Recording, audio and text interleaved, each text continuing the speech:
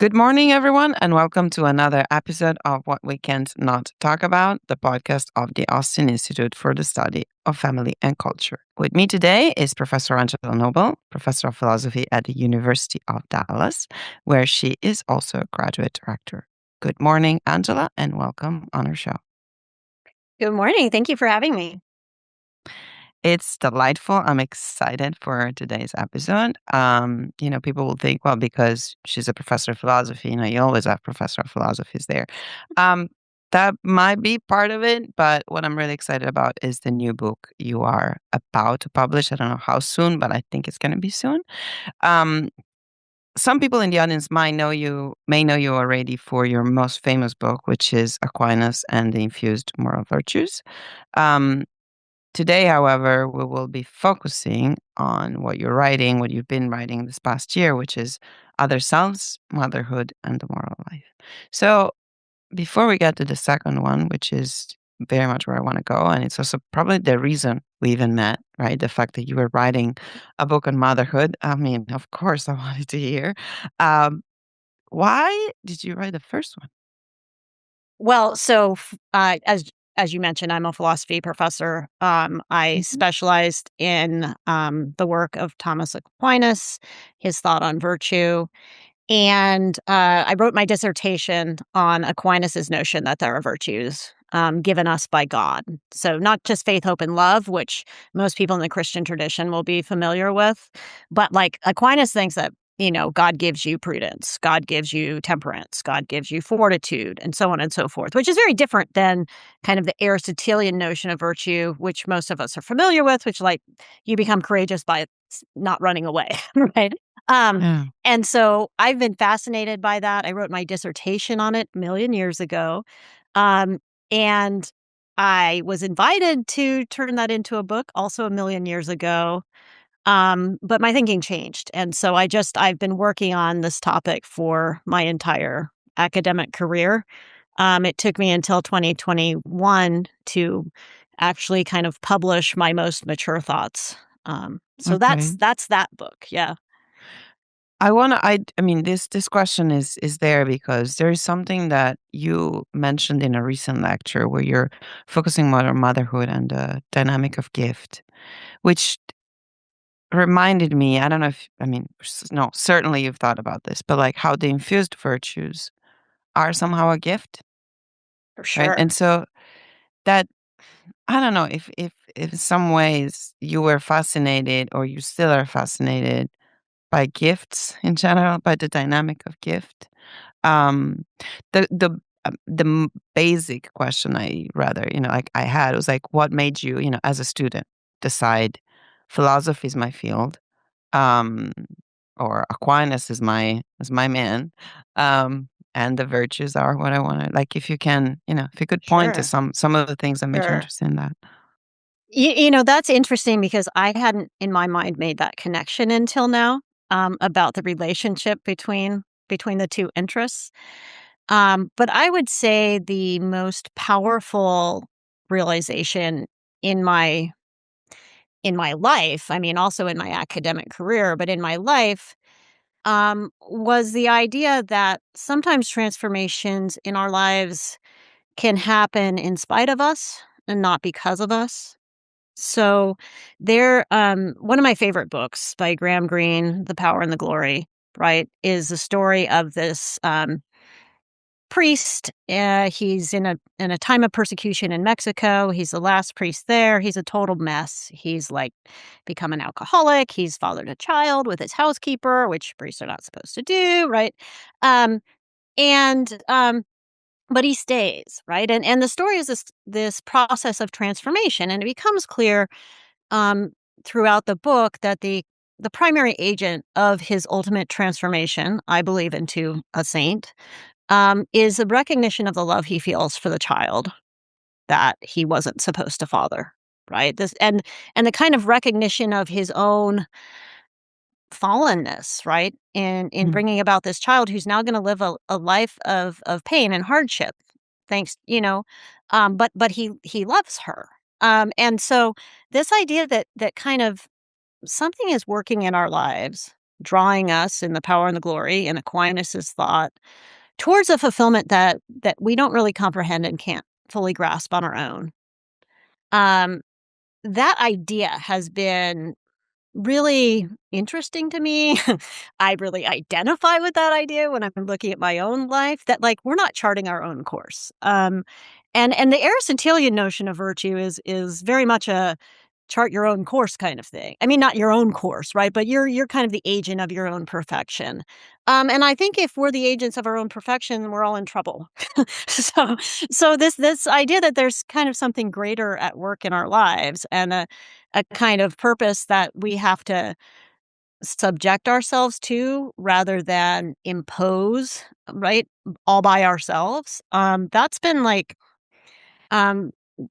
been a very powerful inspiration to me. It's fascinating. It's really fascinating that you're mentioning this because as I was preparing to ask you questions about motherhood, I want to go back. I want to go there immediately because this is the perfect moment, right? So we hear young women saying that they don't want to have children, Mm. and it's becoming more common. Like I Yeah. wouldn't, use percentages now, but one of the thoughts I have among many is this idea that children force you to lose control, right? Like you don't have control of them and then this was echoed recently. There's a passage in the Magnifica Humanitas that Pope Leo wrote that has to do with control, right? That we are a generation that is not okay with the idea that life is stronger than us and leads us in different directions. So I think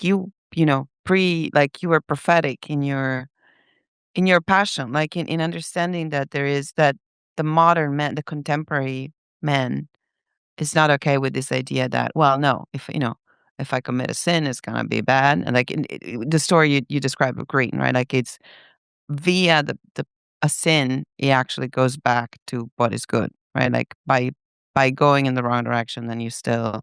Um, do you see the same thing? Like, do you think we are obsessed with control? That Oh, I mean, look, of course. I mean, I think the reason there's no prophecy in me. This is the story of my own life, right? I mean, I think many of us, I'm old, right? Many of us look back on our, well, thank you. But I mean, many of us look back on our lives, and I mean, it's easy to see a process of trying to impose an order that you think should be there, and finding out that that wasn't going to happen. And I thought I wanted to be a mathematician. I went to math grad school, was like, okay, this is, and then I thought that I was I thought that I was supposed to get married, and then, early in my 20s, and that didn't happen. And I look back in all these things that didn't happen, and I thank God for them, because I now see that if any of those things that I thought were supposed to happen, I worked so hard to make happen, I'm so much happier now that that they didn't happen, right? Than I would have been, right? And so I think that it's really a surrender, right? Is a good word to use. But we're in a situation now in our world where nobody has to surrender that often, right? Like we think we should have a right to have all of the things that we want to have, and often parents work very hard to make sure that children don't have to have any disappointments in their lives, and that they do achieve, right? And that all of these doors are opened. And sometimes the more things you get to have the way you want, the more miserable you become. Um, and I think you're to go back to the question of motherhood. I mean, yeah, for sure. I mean, for me, I didn't even get married until I was 32. And then for the first 8 years, I was married, we didn't have children, right? I didn't think we could or ever would have children. And not being a particular, not thinking that I was a particularly maternal person, I was like, yeah, okay, well, this is, it feels like there's a void here, but this is probably for the best, because I'm probably not the sort of person who's supposed to have kids. That was kind of my, and then, having a child, I was just like, "Oh my goodness, like, I could have missed this." I mean, it has been the greatest joy in my life. And I think I'm just going to keep talking. You can interrupt me if you want, but I don't know if you ever read Abigail Schreier on the Free Press. She has this column called Tough Love that I Yeah. absolutely like. I look forward to Yeah. every week. I subscribe to the Free Press only because of that column. But I don't know if you remember, a few weeks ago, there was a letter from a young woman who was like, I don't want to have kids. Right? Am I weird? Like, maybe I should never get married because, like, I don't want to. And her response was so beautiful because it was like, of course you don't want to have kids. Like, you haven't fallen in love, you haven't gotten married. Like, children don't seem right in lives that aren't ready, right? When you're not there yet and you haven't, of course you don't think you want to have a kid. Having somebody that you love and that love likes to give itself. A great expression Mhm. of love is the two of you, like, together loving something, right? That is a beautiful outward sign of love. You're not gonna feel any of that when you're single, right? It make or many people won't. Some people will, right? But many people You know, won't. you told me to interrupt you, so I will, Sure, no, jump in. please But like do. this is making me think, and I do have personal experience and my friends' experience. It's a weird time to be alive and, between the mid 30s to the mid 40s. There's interviews, there's like what we hear, what we read. What you were saying about it's normal not to want kids if you're not in that situation could also be read in like a lot of these women are in a relationship, but we live in such a self-centered and not giving, not like I was discussing this last night with a friend, right? That we have an understanding of love that is focused on what does the other person mean to me? How do I look next to them? What do they have to give? Then like what do I want to do for this person, right? And that's so in a sense, like, we're probably missing the part of like wanting to have children because we're also missing the part of like what it really means to be in a committed relationship of, because that's love. Like it's not the feeling and the but said, knowing already that we agree on this part, what is insanely interesting to me is the book you've been writing. We met because someone told me about this, right? And so here I meet someone who's an expert in Thomas and loves Thomas and his view of the virtues and feels the need to write a book on motherhood. Um, bracket, comment. Yeah, we are meeting a lot of young Thomists who have very strange views about what the role of women is today, what motherhood is. So the moment someone told me you were writing this, I was like, absolutely, this is so needed. We need some clarity.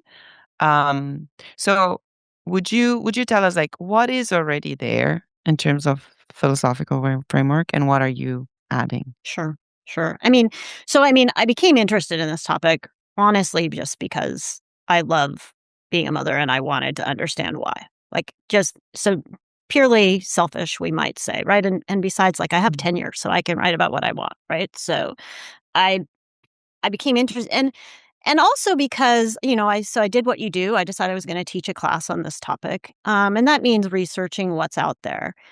And what's out there isn't a lot out there that resonated with me. Because in my kind of scan survey of the field, I found that there's two types of thing. There's some I feel largely sentimental writing about motherhood on the one side, on the more conservative side. But not it doesn't go into the depth that I want it to.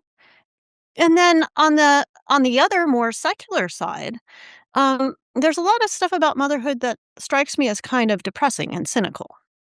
So this idea that motherhood kind of causes a rift in the self, right? That it can be good for some people, but it's sometimes terrible. And what I didn't see in the literature. So I'm operating out of a Thomist Aristotelian perspective, which takes seriously the idea of nature, right? That Okay. that that you're kind of can be naturally drawn towards fulfilling your rational animality, but also drawn towards the fulfillment of what you are as a creature, which is going to include having children, right? I didn't see anything that tried to understand motherhood from the perspective of a Thomist or an Aristotelian. And so that's kind of what I set out to do this year. I was very fortunate to have a Miser Fellowship at the De Nicola Center at the University of Notre Dame. I was able to devote the year to this project, and I wasn't sure at the outset, like, what was gonna be in it other than I wanted to do it. But I ended up kind of, I can go ahead and describe what's the kind of Yeah, no, I'd love that. movements of the book if you'd like. So the first question of the book kind of addresses, 3 big questions. One is motherhood natural, and what does it mean for somebody in the tradition of Aquinas and Aristotle to even claim that motherhood is natural? Like, what are they claiming? Mm. Because as I see it, that's rather different than what some people on Twitter or X, I guess is what we call it. Like, Mhm. I mean, to me, like, that naturalness claim is interesting and often misunderstood. So that's the first movement of the book. The second movement of the book, yeah, go ahead. Sorry. Yeah, no, Yeah. by misunderstood, you mean that is that women are reduced to that? Yes, in the sense, so one way of understanding that something is natural, right, is to understand it as a kind of hardwired instinct sufficient in itself, right? So Mm. I'll use an example from a book that, well, I'll offer two examples, but so I don't know if you've ever heard of the book The Captive Mind by Czeslaw Milosz. Mm-mm. It is an amazing book. It is Okay. about what happens to the intellect of artists in totalitarian societies, and it's a series of essays. It's amazing. But anyway, in this book, he tells a story that somebody has repeated about that at a concentration camp, right? And so prisoners are being loaded off of the train at the concentration camp, and they're being sorted as they're loaded off, right? The young and the healthy people go here, Yeah. and the old and the infirm go here. And it's very clear that the old and infirm are being loaded onto trucks so that they can be sent to um, the crematoriums, right, to be killed. And there's a woman who's coming off the train, and she very quickly sees the lay of the land, and she starts edging herself towards the healthy group, right? And but she's edging herself away from her child who got off the train with her, right? Because among the people who are automatically being sent to be killed are women with small children, right? Mm. And the child's like, "Mama, Mama, wait, don't leave me," right? And she's like, "It's not mine, it's not mine, it's not you," right? And the SS guards are horrified by this, right? And they called her an unnatural mother, and they beat her up and they throw her on the truck, and then they take the kid and they throw the kid on the truck after her. They're in a fury of self-righteous indignation, right? I mean, but it's interesting, right? Like, if you're so hardwired, if whatever it is it means to be a mother is so hardwired that doesn't require any kind of virtue, that it can't be overridden, or if it's overridden, you're just like broken from the get-go. We absolve everybody else of blame, right? The SS guard gets to think that, "Oh, well, I'm not that bad. Mm. Like, I'm not," right, when he's the cause of it, right? And I think interestingly, you see the same thing in Anna Karenina, right? So Anna Yeah. Karenina, right, she's left her son, she's given up everything for Vronsky, she's miserable, but she doesn't want to marry Vronsky because she doesn't want to reject her son. And she feels she has a child with Vronsky who, like, reminds her of how horrible her life is. She doesn't love the child. And so she starts lavishing attention on this, like, random kid, and instead of on her daughter.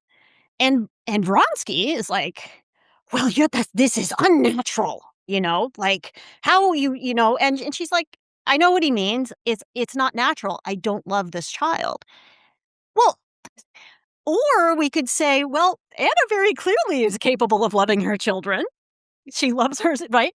Um, Yeah. but because of a situation that Vronsky has instigated, right?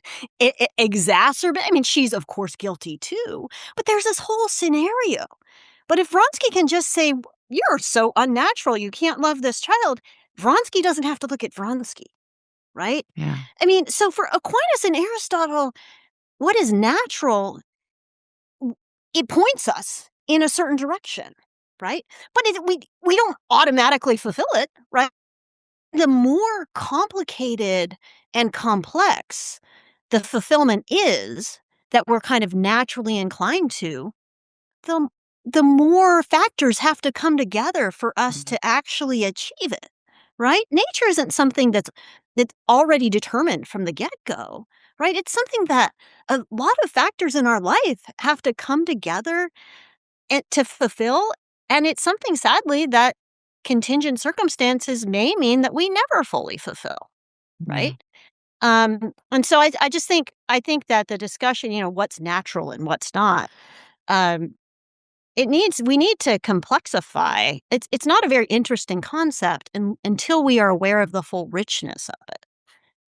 Yeah, because otherwise, I mean, I'm just thinking of the teleology. Correct me if I'm wrong. Like, that we're naturally made to love God. Yeah, that doesn't mean that everyone wakes up and like, oh God, I love you so much. Well, Like, I yeah. mean, yeah, I mean Aristotle And says that, yeah, nor do we blame the person that doesn't do that the way that we right, blame the mother that is tired right. of, yeah, Or of our Aristotle says all situation. men by nature desire to know. Right? You Yeah. take a little kid and you give them an iPad, right? That desire to know is gonna go right out the window really quick, right? I mean, but the kind of interest that's there is something that has to be nurtured and formed, and it can be formed in bad ways as well as in good. Okay, so this is the first part of the Yeah, first sure. movement, right, of the book. Yeah, sure. So, understanding what and then how do you Okay. Yeah. yeah. So, I end up, arguing that I use Aristotle's notion of the child as an other self, right? I talk about what that means, and I think that Aristotle's clearly making that claim about both men and women, right? I Mm, argue that what that means is that um, we naturally kind of recognize the goodness of our child's existence, right? Um, that doesn't make us good parents, right? That just kind of makes it at least natural for us to desire the good for our child. But I also argue that at least for Aristotle, women experience the child's needs and things that affect the child more intensely than men do. mm, Um, so that's I'm just kind of taking you to the end of the first section to move to the middle part of the book. Because a lot of feminist scholars, I think, actually implicitly or explicitly acknowledge that women feel the needs of the child more intensely. They just think that that is something that kind of can rend you in two or cause a kind of fissure or disruption in your life, right? So mm, Sarah LaChance Adams, she has a book about maternal ambivalence, and she argues that like really, if we want an image of what it is to be a mother, we should look at the image of the Roman god Janus because like okay. Janus is like trying to look in two True. directions at once, and that's like she thinks what women with children kind of find themselves doing. Like there's your fulfillment, there's a thing that fulfills your child, and it's just kind of like and she tries to spin that in a kind of hopeful way, but it is a kind of depressing picture, right? And so Yeah. the question of the second book, or the middle of the book is that what having a kind of intense identification with the needs of our child, like, is that what it amounts to? Is it just a kind of fissure? Do we have to understand it that way? And what I argue in the middle picture of the book is it depends on how you think self love and the love of others are related, right? So if you and what you think is the ordering principle, if there is an ordering principle of those loves, right? Mm, So if you think that our loves are kind of inherently arbitrary and unorganized, and that any order that is put in those loves is going to be an order that I figure out and impose, then I think prospects look dim for Okay. kind of maternal harmony. And I use Harry Frankfurt to cash this out because Harry Frankfurt, he has a well-known book on love and its relation to the love of others, and he thinks parenthood is like the primary example. But he says if you can't organize everything, then you end in ambivalence, and you just better have a sense of humor, right? Um, but that's a really like that's a harsh thing to say if you kind of feel, So you I do. Yeah. So go ahead. what you're hinting is like is the ordo moris, like the fact that there is Yes, an yeah, order of love, but exactly. I is mean, I mean, that's where I think it's, I mean, the options that I kind of present, because you kind of need images, is that there's the Frankfurt picture, right? But then there's Mhm. Aquinas's picture, which is rather different, right? That in fact, there is an What order does to it my look? love. What does Aquinas picture look like in the Yeah, orders of love? sure. Just Um, give us a review of like so all love for Aquinas begins in self-love, right? And the way I move from self-love to the love of others is through recognitions of union. Okay. Um, okay. so I Just have a so dog. wait, Yeah. self-love is not a bad thing for Aquinas? No, not at all. Okay. In fact, I can't love anything else if I don't first love myself. How could I? Right? I mean, so for instance, maybe I have a dog. I love the dog. For Aquinas, you can't love a dog, right? But because you can only love people in his view, right? But I mean, I'm very attached to my dog. Well, my neighbor loses their dog. It's my recognition that my neighbor feels towards their dog in the way that I feel towards my dog that allows me to like feel empathy for my neighbor, right? That gets us part of the like, I mean, that's a smidge, right? But that doesn't get us the whole Mhm. way. But for Aquinas, importantly, none of us are um, entities sufficient unto ourselves. We're all naturally parts of greater communities, right? So the child, in fact, is for Aquinas a part of the parent, but the parent is a part of the household, is a part of the city, is a part of the state, right? And you can't it now, and you can make mistakes in two directions, right? Mm. Um, you can make a mistake by kind of prioritizing the good of the whole at the expense of individuals, or you can make a mistake by prioritizing the good of the individual, whether it be yourself or another, at the expense of the good of the whole, right?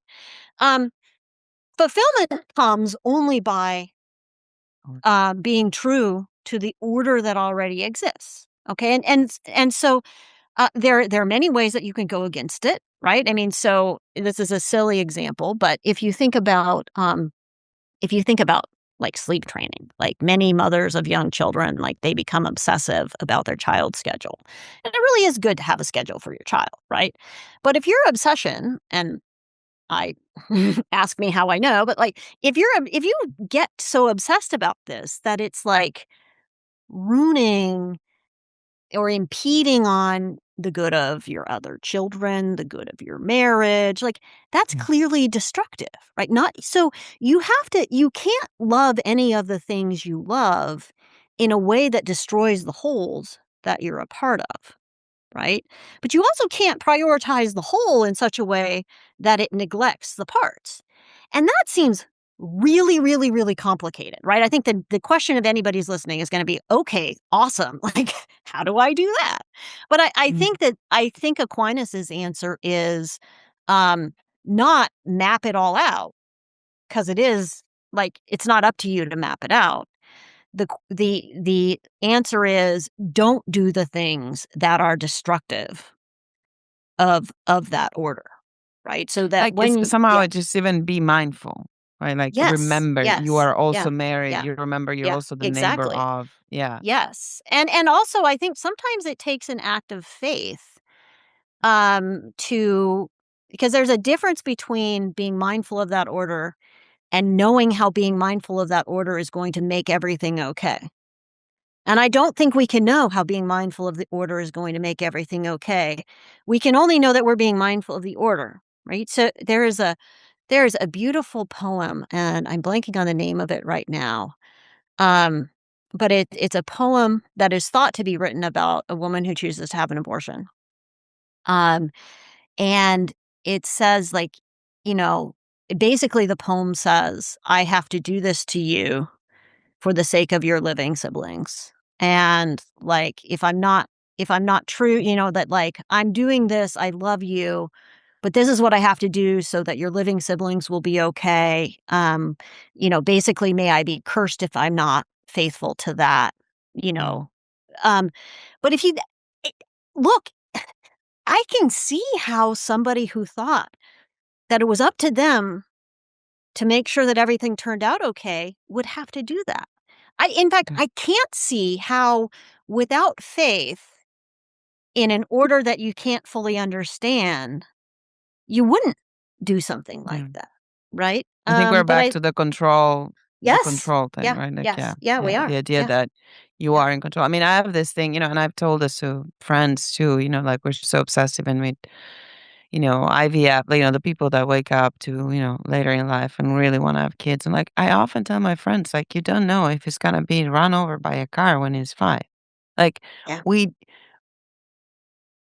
we don't want to think that there is the unexpected, right? Like, so there's all yeah. this struggle to get what we want without the perception that it's so random, like things Right, just right, happen. You right. can build a Yeah, wonderful mansion and, it burns down because yeah, just because yeah. something explodes. Like, yeah, I mean, Right. um, yeah.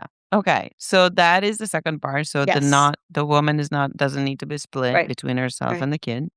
right. And then Right. So I mean, so then where I find myself in those two movements is, the Thomistic answer is, look, sometimes you have to make sacrifices of things that you want for the sake of the communities of which you are a part, right? Um, Now, but the question then is like, where do you go from there, right? Because one way, and I'm thinking of myself when I was younger, but I'm also thinking of things that I see on Twitter and things like that. One kind of extreme reaction to that is, well, okay, that means that once you have a husband and a child, like they have to be your extreme focus. Too bad if you want anything else, right? Like, mm, it is having an occupation compatible with, being true to the order that exists, which I mm, think does exist, right? yeah. Um, and I think the third and fourth, right? Or not the third and fourth.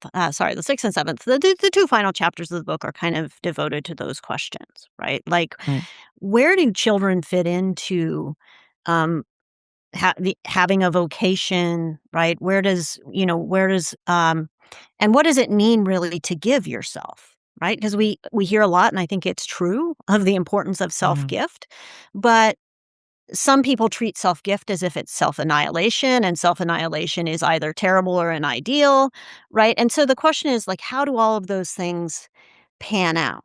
So, I think if you want to really examine those questions, I think you have to.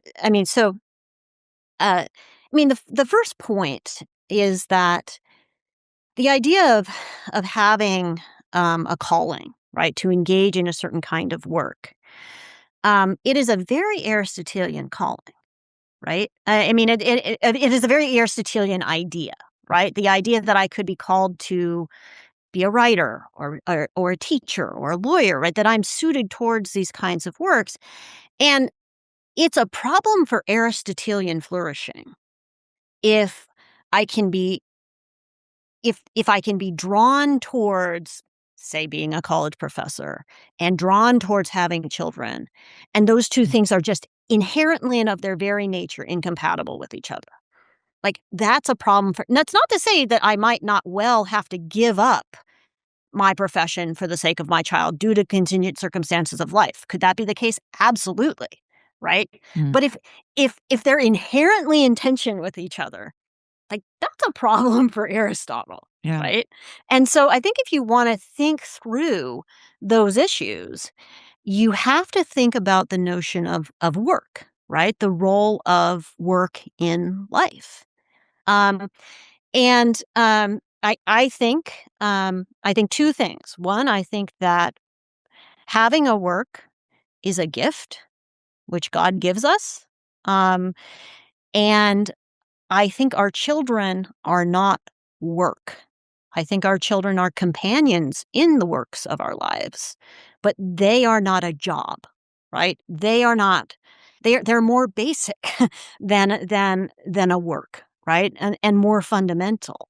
And so I kind of trace in chapter 6. I just kind of trace those two ideas. Happy to say more if you want. Um, Yeah, I yeah, sure. am. Yeah, no, Okay. please. I mean, I don't know. I didn't want to interrupt you, but the mind, of course, goes to what you were saying, right? Of course, you didn't quit your job as a tenure professor. So the conclusion is, yeah, of course, work is important, and you're not defined by the fact that you decide to be a mother. So in what you're saying, I'm seeing an answer to the people that think that the only way to be true Thomist in their lives and to Christians would be, the man goes out and works, and the woman works on her kids, right? Yeah. So that vision to me, sparks a lot of questions. But one of them is also, who's this woman you're in love with? Like, if Yeah. what you are saying helps me answer, Yeah. because what you are saying helps me say, well, she's not defined by having or not having that child. She's also something else. Now, whether Yeah.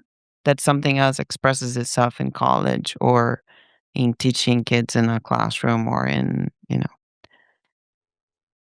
caring for, S but so how would you define work there? Like, so because maybe that's where some of the confusion lies. Yeah. Yeah, no, I think that's absolutely right, and I do think I just to be clear, I think that women who stay home with their children I think they're working, right? I don't think their job is their kids. They're running a house, right? Yeah, They're managing all kinds of things. They're working. I just don't think it's accurate to call their children their work, right? yeah, But you're absolutely right. Then we have to talk about what work is, right? yeah. And so I think two things were very powerful for me in thinking about this. One is Yves Simon, who is a philosopher who worked he was at the University of Chicago. I think he ended his career at the University of Notre Dame. He's a Thomist. I think people do not appreciate that guy enough. But he Mm, he wrote a lot about work. And um, Work for Yves Simon is engaging right in the material at its most basic level, right? There's lots of things that could be work, right? But we're kind of interfering in the physical world to make it more suitable for human use, right? And this is that's kind of the most basic definition of work. Okay. So if I build a house, right? Or if it took like 2,000 years to cultivate persimmons into something that people could eat. I went down a rabbit hole because I have a wild persimmon tree in my yard and like I can't use those persimmons and I really like persimmons. But but that's what work is. God create in Genesis, God creates Adam, right? And before God creates like animals, before God creates Eve, before the fall, what does God do? God puts Adam in Eden and he gives him a job, right? He says, your job is to cultivate and care for creation, right? A- And and if you think about like why would that be? Well, we can't know God, right? We can't God is immaterial, right? We can only interact with the created world in which we find ourselves. So maybe creating and bettering and serving the created world in which we find ourselves is a way of loving and knowing God, right?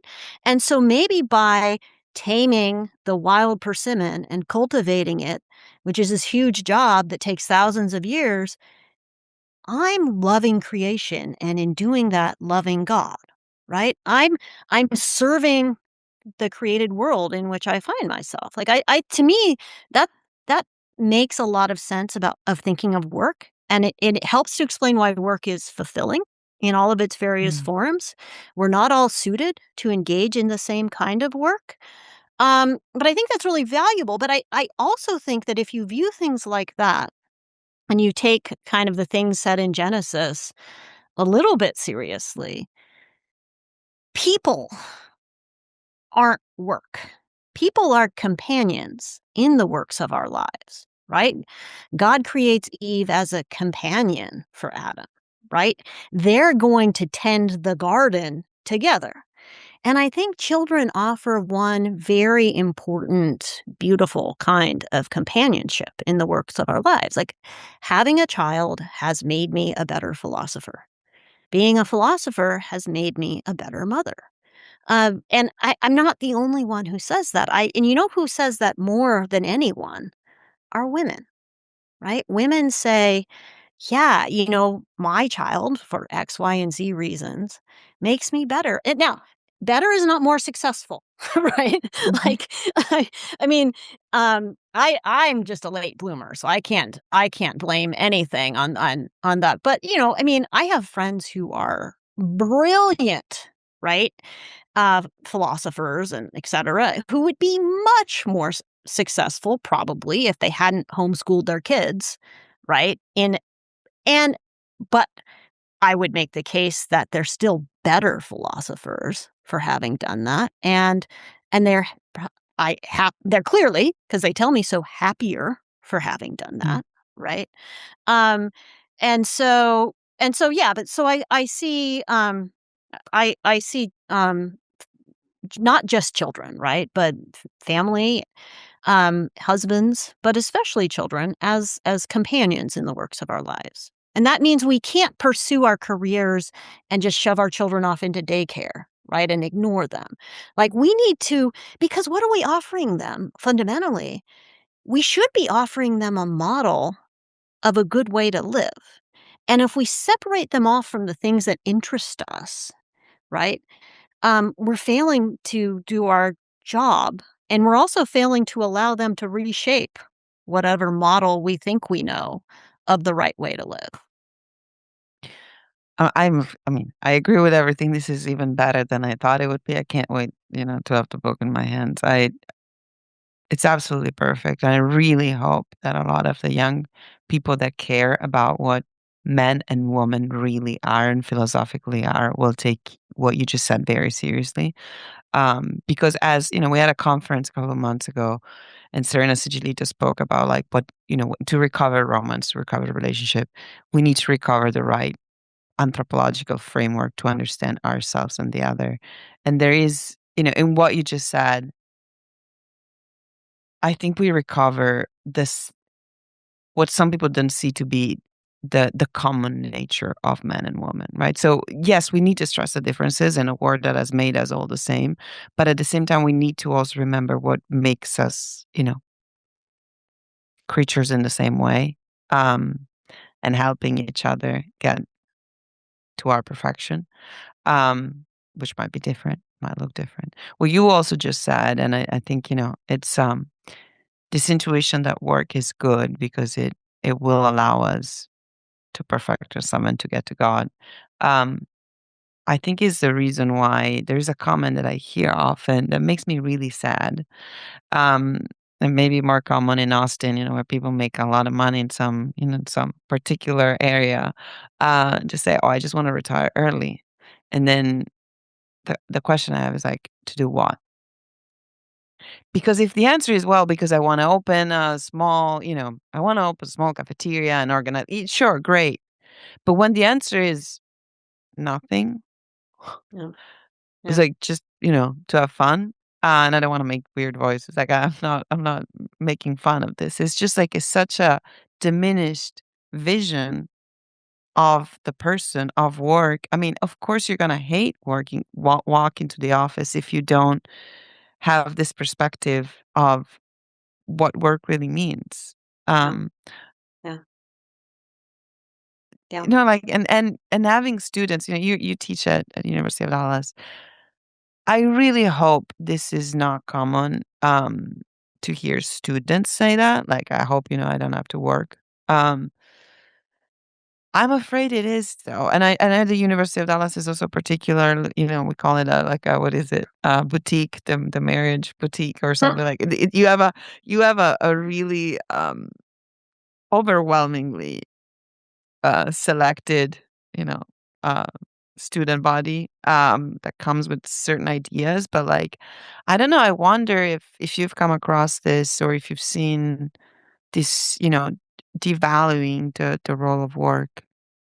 So I love that question. So I'll mention two things. The first thing that came to my mind at the end of May, I was out at Westmont College in Santa Barbara, and they have an institute every year um, that brings together pastors and academics to talk about things like spiritual formation.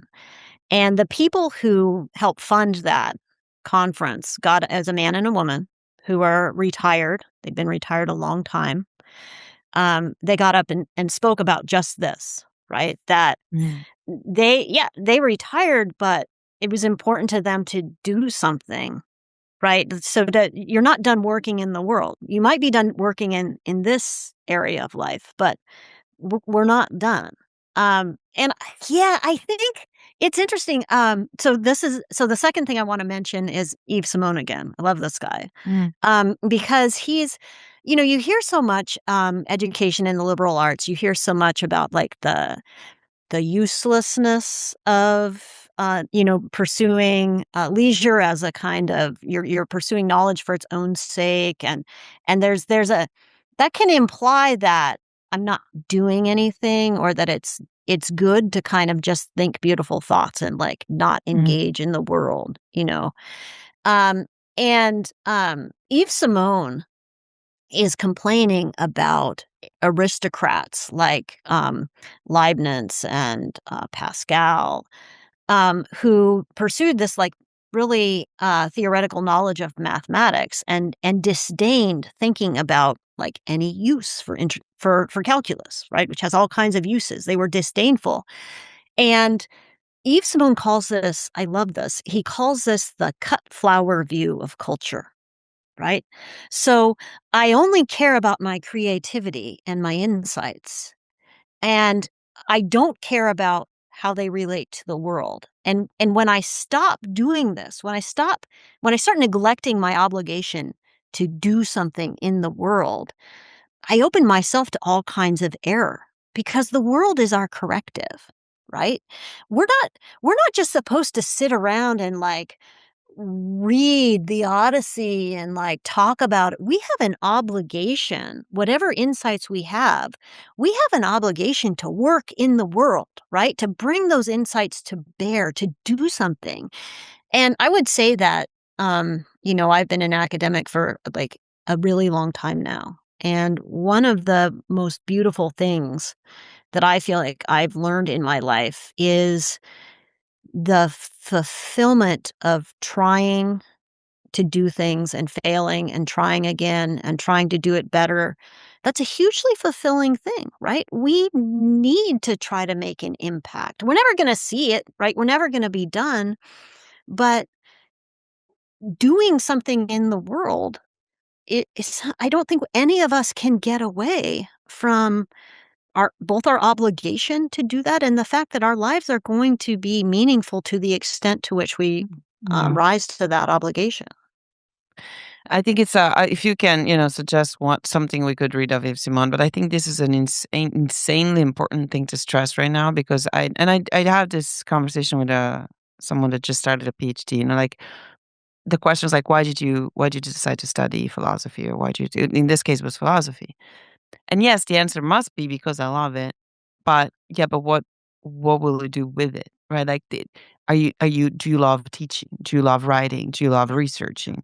But like, if it was because if it's just our passion, then that's something we can do in our free time, right? But what we learn, and in this sense, I do feel, and I told my colleagues this, that the things we learn just by working, sometimes at the institute, just by at some point need to be said. So I think, maybe even having this podcast with you is a way to say, like, okay, let me tell you what I see, and but things need to bear fruit, right? Yeah, yeah. Yeah. And the bearing fruit is, I think, part of the work, right? Like, some of us sometimes think, well, wouldn't it be wonderful if I could just think beautiful thoughts and, like, never have to grade papers and things like that, right? But the fact of the matter is the work of teaching forms our thoughts, right? You can't separate the one from the other, right? So you can't Mm. ever um so it's difficult to recommend something by Yves Simon because it's, like, scattered all over. He Mm. wrote probably too much, but, there is a beautiful book, and this is kind of what I turned to in the last chapter, of my, of the Motherhood book anyway. There is a beautiful book, by a guy called Lewis Hyde, and it is called The Gift. And it is not about work per se, it's about art, right? And it's about the kind of commodification of art. But it's relevant to our discussion here, and it's where I end the, motherhood book, because he talks about kind of what it means to give something, and I think it's so beautiful, because really to give and to receive, the way you receive a gift, he thinks, is by giving it again. Right? So I it's not writing a thank you card. If you're really grateful for what someone did in your life, the way you show that gratitude is by doing that, maybe not that same thing, but giving something to someone else's life. Like, that's how we give. At the same time, none of us are fully formed as givers, right? Mm. We still have to be receiving something from someone else, right? And so it's this kind of beautiful interrelated circle where we're not fully formed in our lives unless we're simultaneously being transformed, and sometimes the people who are transforming us are the very people that we're giving to. And this helps with a lot of things, including having a lot of charity with those who have received little gifts, including of love, right? Like, you Mhm. see, people who have had harder lives and had to get things for themselves being less good at loving, but there is a level of forgiveness we can have there. Yeah. Um, Yeah.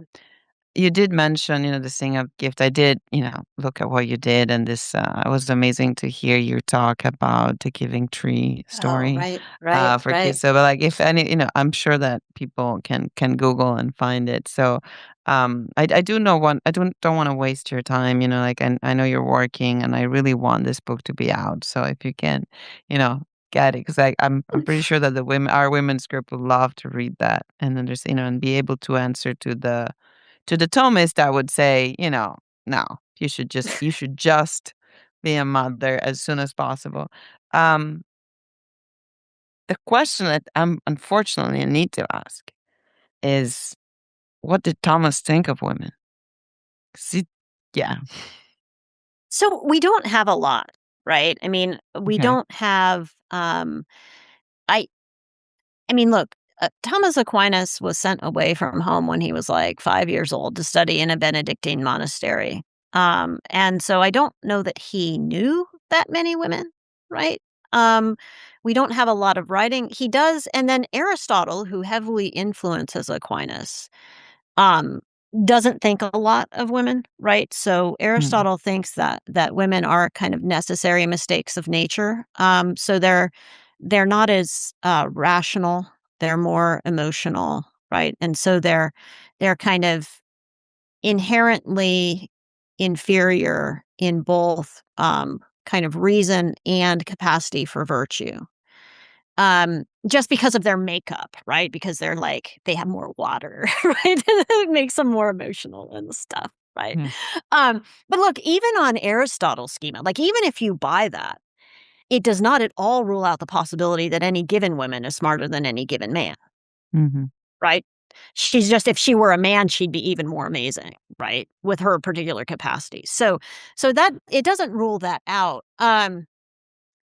But I also think that, Aquinas has that, but at the same time, Um, Aquinas is a Christian, right? And Christians um, have a special appreciation for weakness, right? And for receptivity, and especially Catholics, as Aquinas was a Catholic, right? They have a special appreciation for Mary, right? And that God chose to um, have his son come to earth through the the through a woman, right? And through a woman's womb, right? So I don't think anything of what I'm arguing is antithetical necessarily to Aquinas and Aristotle. I think that if Aristotle had better biology, he might not have had some of the views that led him to think that women are inherently rationally and morally inferior to men. And I think if Aristotle hadn't had those views, like Aquinas might have different views. Um, Mm. but they're not there. And honestly, I'm using kind of I don't feel myself obligated to like only say what they say, right? I'm kind of Yeah. using the kind of fundamental insights as a way to offer a way of understanding. Um, And I mean, and to the Catholics listening, not even the church feels compelled to, listen to Aquinas, to everything he says, right? Like Mulieris Dignitatem is a different, yeah, tone exactly, than. exactly. So would you say, I mean, could you say like where does Thomas stand? If that's what he thinks of women, like where does the church stand? What would the Catholic Church say? I now again, like you could go on Twitter and you could find all kinds of stuff, right? Mm. But look at our saints, right? Who are our saints? We have Gianna Molla, right, who is a physician, right, and a mother, right, and was a practicing physician. I don't think that anything in the church says that women should not work, right? And or that that work cannot take a variety of forms, right? Absolutely, you have to be a good mother, right? Absolutely, and your obligation to that trumps any kind of self-fulfillment that you might pursue.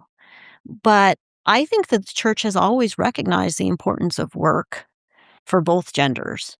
And I think that the church has always recognized um, the importance of motherhood. And if you're going to recognize both of those things, I don't see any contradiction with what I'm saying.